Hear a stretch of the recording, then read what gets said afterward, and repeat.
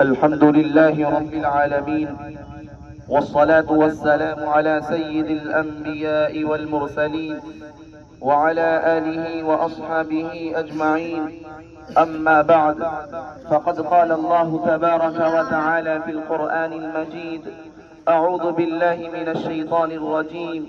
قل إن صلاتي ونسكي ومحياي ومماتي لله رب العالمين لا شريك له وبذلك أمرت وأنا أول المسلمين. وقال النبي صلى الله عليه وسلم: من وجد سعة فلم يضحي فلا يقربن مصلانا، أو كما قال عليه الصلاة والسلام. میرے واجب الاحترام بزرگوں اور دوستوں اور میرے نوجوان ساتھیوں، یہ تو ہم جانتے ہیں اللہ تبارک و تعالی نے ہمیں دنیا میں اطاعت و بندگی کے لیے پیدا فرمایا ہے.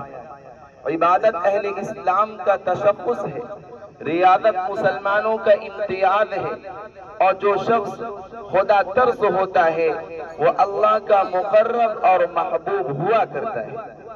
اس کی مشقتیں زیادہ ہوا کرتی ہیں، اس کا مجاہدہ اعلیٰ درجے کا ہوا کرتا ہے. چنانچہ حضرت آدم علیہ السلام سے لے کر خاتم النبیین سرور کائنات صلی اللہ علیہ وسلم تک حضرات انبیاء کرام کی تاریخ شاہد ہے.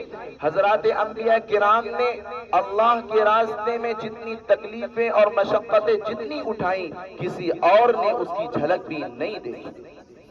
آج کا دن جسے ہم بقرعید کے نام سے جانتے ہیں، یہ بھی حضرات انبیاء کرام میں سے دو جلیل القدر پیغمبر حضرت ابراہیم علیہ السلام اور حضرت اسماعیل علیہ السلام کی قربانیوں کا ثمرہ ہے. حضرت ابراہیم علیہ السلام جن کو اللہ تبارک و تعالیٰ نے ایک بت ساز اور ایک بتگر باپ کے گھر میں پیدا کیا، اور بچپن ہی سے اللہ تبارک و تعالیٰ نے اپنے اس جلیل القدر پیغمبر کو امتحانات کی دنیا میں لگا دیا اور حکم دیا: اے ابراہیم، پہلے تم اپنے گھر میں میری خدائی کا اعلان کرو، پھر نمرود کے دربار میں جا کر میری وحدانیت و حقانیت کا پرچم پھیلا. چنانچہ حضرت ابراہیم علیہ السلام نے جاوید بھائی آج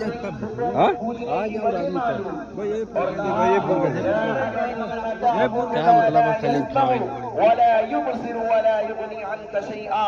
اے میرے ابا جان، اے میرے ابا جان، آپ کیوں ان بے جان پتھروں کی عبادت کرتے ہیں؟ کیا آپ نہیں جانتے یہ سنتے نہیں ہیں، یہ دیکھتے نہیں ہیں؟ آپ نے تو ان کی آنکھیں بنا دی ہیں لیکن یہ دیکھ نہیں سکتے. آپ نے تو ان کے کان بنا دیے ہیں لیکن یہ سن نہیں سکتے. یہ اتنے کمزور اور بے بس ہیں، ان سے آپ کا کوئی فائدہ نہیں ہو سکتا. اتنا سنتے ہی آزر دیش میں آ کر کہنے لگا: اے ابراہیم، لئن لم تنتہی لأرجمنک وہجرنی ملیا. اے ابراہیم، اگر تم نے اپنی عادت کو نہیں بدلا، اگر تم اپنی حرکت سے باز نہیں آئے تو میں تمہیں سنسار کر دوں گا اور اپنے گھر بار سے نکال دوں گا. تو حضرت ابراہیم علیہ السلام نے کتنا پیارا جواب دیا: سلام علیہ انہ کان بی حفیہ.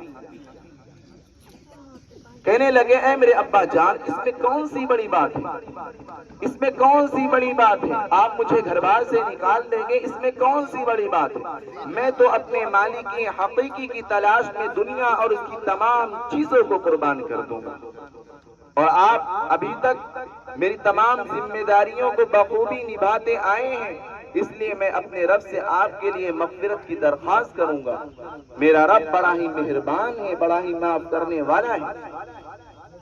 چنانچہ دھیرے دھیرے وقت گزرتا رہا اور حضرت ابراہیم علیہ السلام کی عمر بڑھتی رہی، یہاں تک آپ 80 برس کے عمر کے ہو گئے.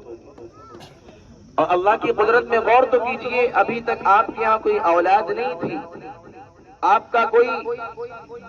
کے بعد کوئی دین کے چراغ کو سنبھالنے والا نہیں تھا، آپ کا کوئی وارث نہیں تھا جو بڑھاپے کا سہارا بنتا. آپ کو بڑھاپے میں اولاد کی کمی محسوس ہونے لگی اور یہ جذبہ پیدا ہونے لگا، اگر اللہ تعالیٰ ایک نیک اولاد عطا فرما دیتے جو میرے بعد میرے مشن کو سنبھالتا، میرے بعد دین کے چراغ کو روشن کیے رہتا۔ آپ نبی تو تھے ہی، نا امیدی خلاف شان تھی۔ اللہ کے دربار میں ہاتھ اٹھا کر عرض کیا، اے اللہ، آپ تو ہمارے حال سے بخوبی واقف ہیں، آپ تو ہمارے حال کو خوب جاننے والے ہیں، ہم اولاد کی نعمت سے ابھی محروم ہیں، اے اللہ ہمیں نیک صالح اولاد عطا فرما دیجیے۔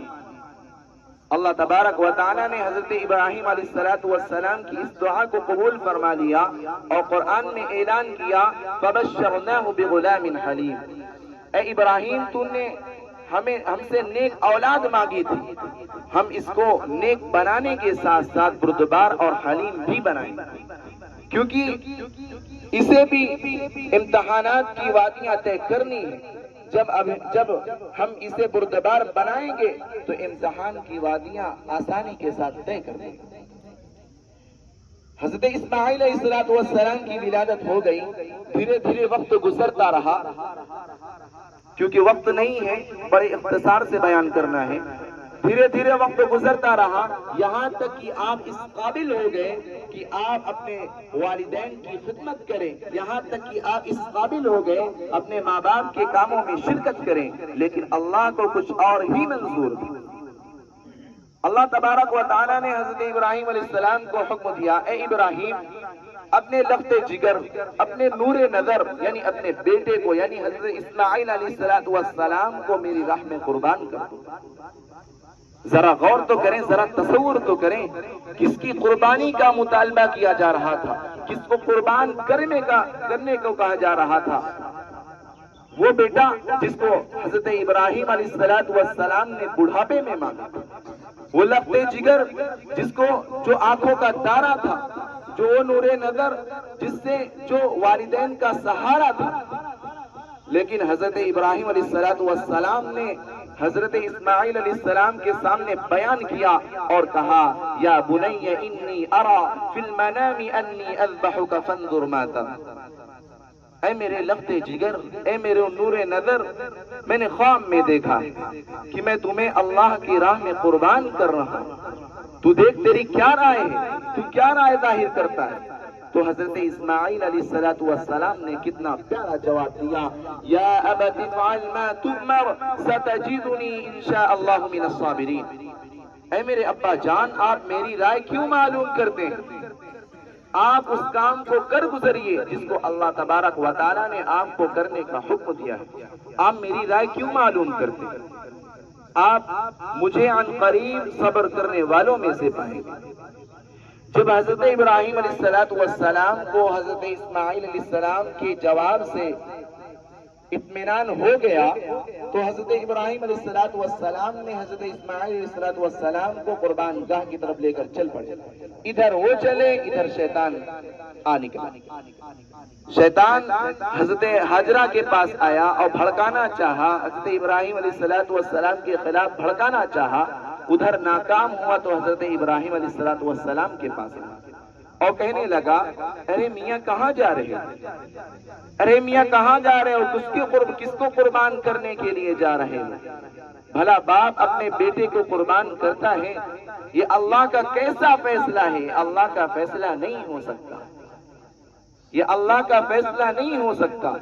چنانچہ حضرت ابراہیم علیہ السلام کو معلوم ہو گیا یہ شیطان ہے، یہ شیطان کی حرکت ہے، یہ مجھے اللہ کے اس کام کو انجام دینے سے روکنا چاہتا ہے، یہ مجھے ناکام کرنا چاہتا ہے۔ تو حضرت ابراہیم علیہ السلام نے اس کو پتھر سے مارا اور مار بھگایا، پھر آیا، پھر مارا، پھر بھگایا، پھر آیا، پھر مار کر بھگا دیا۔ اللہ تبارک و تعالیٰ کو یہ عمل اتنا محبوب ہو گیا کہ قیامت تک جاری کر دیا۔ اب حاجیوں سے پوچھئے، ہر شخص جو حج کرنے کے لیے جاتا ہے وہ رمی جمار ضرور کرتا ہے۔ تو حضرت ابراہیم علیہ السلام نے حضرت اسماعیل علیہ السلام کو پیشانی کے بل لٹا دیا اور اپنی آنکھوں پر پٹی باندھ دی، کہیں بیٹے کی محبت اللہ کے اس حکم کو انجام دینے سے روک نہ۔ جب حضرت ابراہیم علیہ السلام چھری چلانے لگے تو اللہ تبارک و تعالیٰ نے حضرت اسماعیل علیہ السلام کی جگہ ایک میڑے کو رکھوا دیا اور قرآن میں اعلان کیا فلما اسلم وتله للجبين وناديناه اي يا ابراهيم قد صدقت الرؤيا انا كذلك نجزي المحسنين. جب حضرت ابراہیم علیہ السلام اور حضرت اسماعیل علیہ السلام نے اللہ کے اس حکم کے سامنے اپنے آپ کو سر تسلیم خم کر دیا وَنَادَيْنَاهُ أَيْ يَا إِبْرَاهِيمُ وَدَلَّهُ لِلْجَبِينِ اور حضرت ابراہیم علیہ السلام نے حضرت اسماعیل علیہ السلام کو پیشانی کے بل لٹا دیا تو ہم نے پکارا قد صدقت الرؤیا، اے ابراہیم تم نے اپنے خواب کو سچ کر دکھا دیا. اسی طرح ہم احسان کرنے والوں کو بدلہ دیا کرتے ہیں. اور اللہ تبارک و تعالیٰ نے فرمایا ان ھذا لهو البلاء المبین. آپ دیکھتے ہوں گے کالج کے طلبہ امتحان دیا کرتے ہیں، مدرسے کے طلبہ امتحان دیا کرتے ہیں، یعنی دنیا میں ہر شخص کوئی نہ کوئی اپنے امتحان کو انجام دیا کرتا ہے. جب وہ پرچہ دے کر آتا ہے تو کہتا ہے بڑا مشکل پرچہ، لیکن اس کے ٹیچر سے پوچھے وہ کہتا ہے بڑا آسان پرچہ. لیکن یہاں اللہ تبارک و تعالیٰ یعنی امتحان میں پرچہ بنانے والا خود کہہ رہا ہے ان ھذا لهو البلاء المبین. یہ تو بڑی خطرناک آزمائش ہے، بہت بڑی آزمائش ہے. جب اللہ تبارک خود کہہ رہا ہے اتنی بڑی آزمائش ہے. اور اللہ تبارک و تعالیٰ نے حضرت ابراہیم علیہ السلام اور حضرت اسماعیل علیہ السلام کے اس قربانی کو قبول فرما لیا. اور اللہ تبارک و تعالیٰ کو یہ عمل اتنا محبوب آیا کہ قیامت تک ہر مسلمان کے لیے واجب قرار دے دیا. اللہ تبارک و تعالیٰ ہم سب کو سنت ابراہیمی کو ادا کرنے والا بنائے اور اخلاص سے ادا کرنے والا بنائے. کیونکہ اللہ تبارک و تعالیٰ فرماتا ہے لن ینال اللہ لحومها ولا دماؤها ولكن يناله التقوى منكم.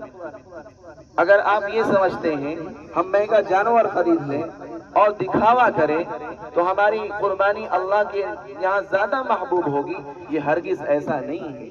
کیونکہ اللہ کے یہاں نہ آپ کا گوشت پہنچتا ہے نہ آپ کا خون پہنچتا ہے، صرف اللہ تبارک و تعالیٰ کے یہاں صرف آپ کی نیت پہنچتی ہے. آپ کتنی اخلاص کے ساتھ قربانی کو انجام دے رہے ہیں. اللہ تبارک و تعالی ہم سب کو اخلاص کے ساتھ سنت ابراہیمی کو ادا کرنے والا بنائے. وآخر دعوانا ان الحمد للہ رب العالمین.